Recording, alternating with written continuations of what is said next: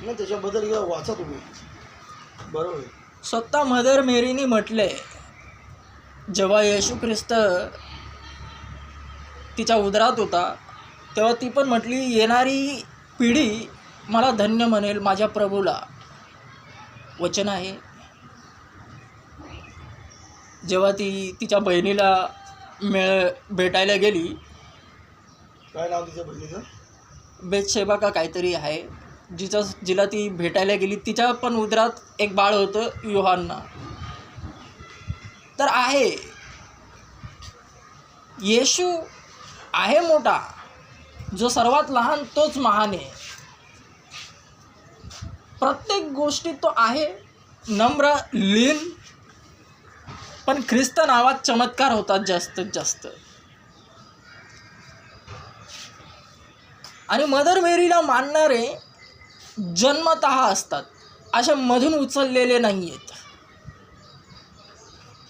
म्हणजे त्यांची पिढी कशी वाढणार, त्यांच्याच कुळातून जन्मलेले. अच्छा, यहोवा हा कोण होता? कोण? यहोवा. यहोवा. यहोवा हा येशू ख्रिस्तच आहे.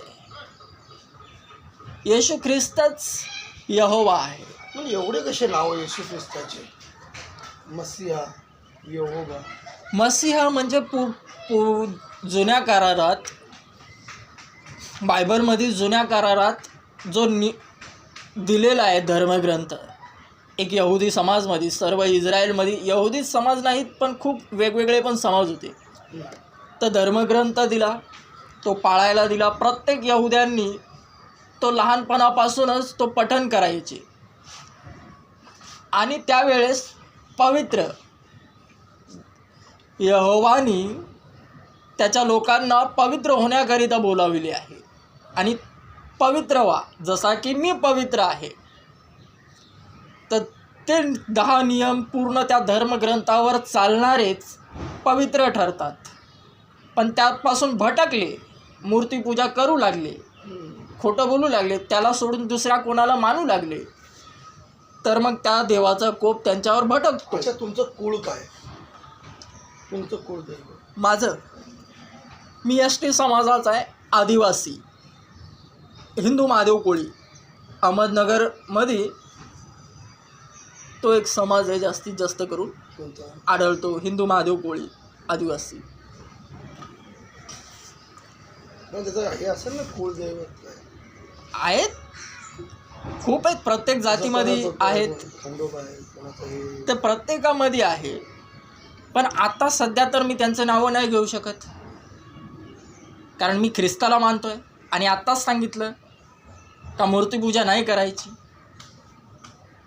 वचन म्हणतं, मीच तुमचा देव, माझ्यासमोर तुम्हाला दुसरा कोणीही देव नसावा, कोरीव मूर्त्या करू नका,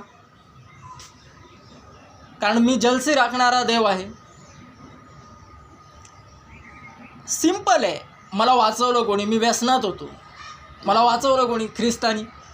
मी पूर्णपणे कट्टर येशू ख्रिस्ताचा भक्त आहे, त्याच्यासमोर मी दुसऱ्याला ठेवणार नाही. हीच भक्ती आहे. आणखीन काही प्रश्न होते विचारलं? आणखीन काही प्रश्न उद्भवते माझ्या असतील? प्रश्नाचं उत्तर जे मला पाहिजे ना ते मला उद्या नाही तर परवा तरी द्या. पण काय प्रश्न?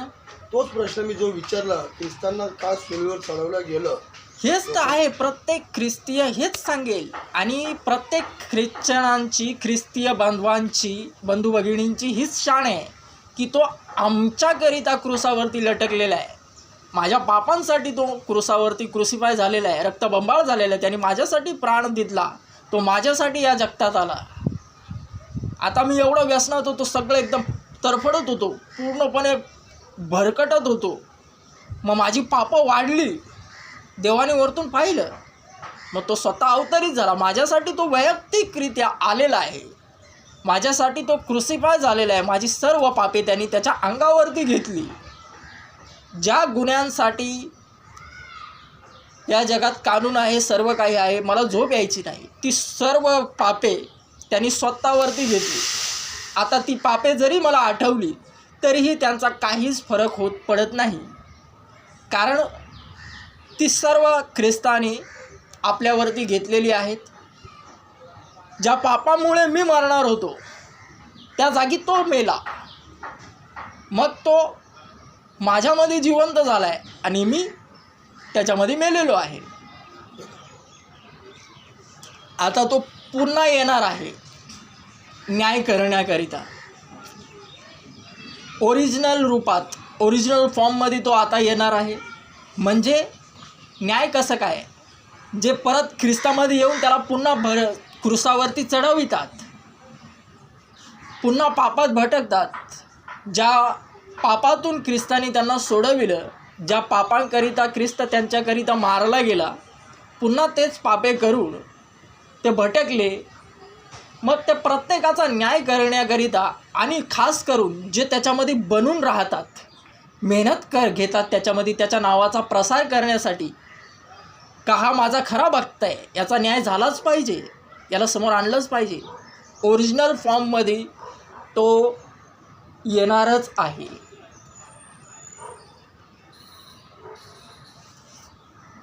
आमीन.